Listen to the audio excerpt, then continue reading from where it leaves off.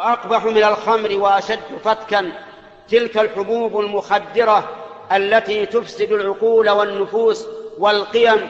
وقد اتخذت حكومتنا وفقها الله موقفا حازما منها لما يسببه تهريب المخدرات وإدخالها البلاد من فساد عظيم لا يقتصر على المهرب نفسه، وأضرار جسيمة وأخطار مدمرة على الأمة بمجموعها.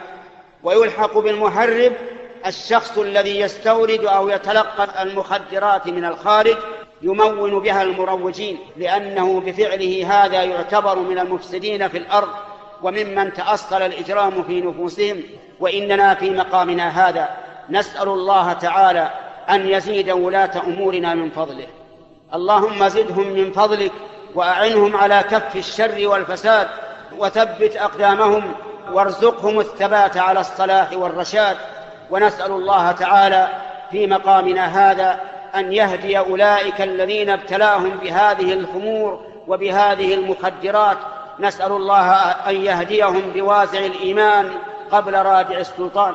ونسأل الله تعالى لمن من عليهم بالعصمة أن يكونوا عونا لحكومتهم في القضاء على هذا الشر، امتثالا لقول الله تعالى: وتعاونوا على البر والتقوى ولا تعاونوا على الإثم والعدوان واتقوا الله إن الله شديد العقاب. اللهم هيئ لنا من أمرنا رشدا. اللهم اجعلنا من دعاة الحق وأنصاره على بصيرة.